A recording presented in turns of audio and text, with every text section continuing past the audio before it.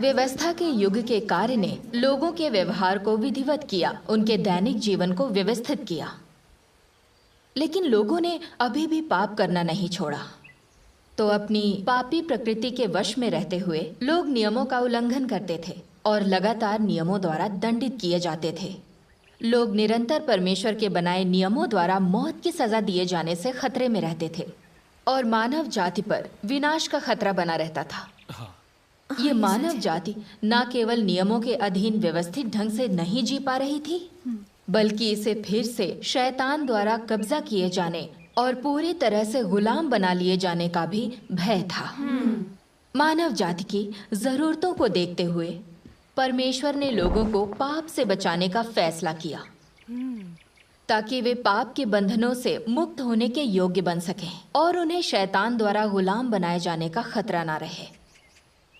इसलिए परमेश्वर देह धारण कर पहली बार मानव जाति के बीच आया और इंसान के लिए पाप बलि के रूप में इसी देह में इंसान की जगह सूली पर चढ़ाया गया और मनुष्य को सूली से बचा लिया, यानी पाप से बचा लिया।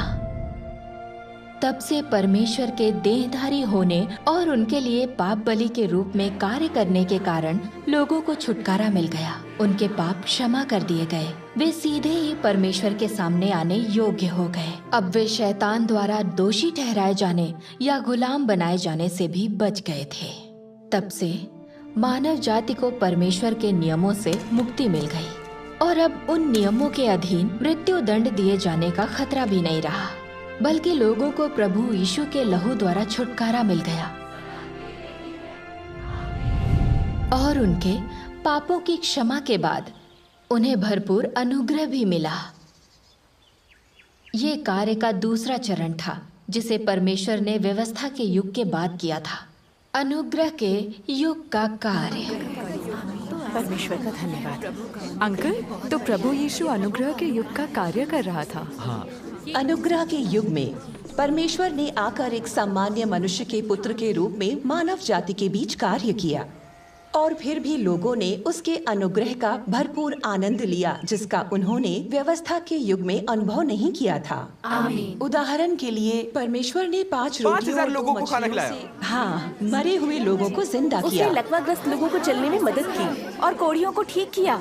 उसने अंधे को देखने और गूंगे को बोलने में मदद की। उसने कई लोगों की बीमारियां ठीक की। सही कहा। उस युग में लोगों को परमेश्वर से आशीष, अनुग्रह और सुरक्षा प्राप्त हुई, जिसका उन्होंने पहले कभी अनुभव नहीं किया था। और प्रभु यीशु के लहू के कारण लोग अब पाप से बंधे नहीं थे या अपने पापों के कारण दोषी नहीं थे, बल्कि परमेश्वर द्वारा छुटकारे के कारण लोग परमेश्वर के सामने आने योग्य हो गए थे। परमेश्वर से रूबरू मिल सकते थे, परमेश्वर से प्रार्थना कर सकते थे और उसे पुकार सकते थे।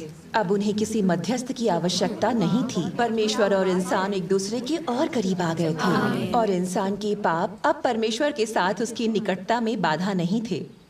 प्रभु यीशु के लहू और अनुग्रह की वजह से लोग परमेश्वर के सामने आने के योग्य हो गए थे और अब उनका रिश्ता और भी बेहतर हो गया था। प्रभु हमसे परमेश्वर बहुत का प्रेम धन्यवाद। करता है। प्रभु हमसे बहुत प्रेम करता है। प्रभु का धन्यवाद।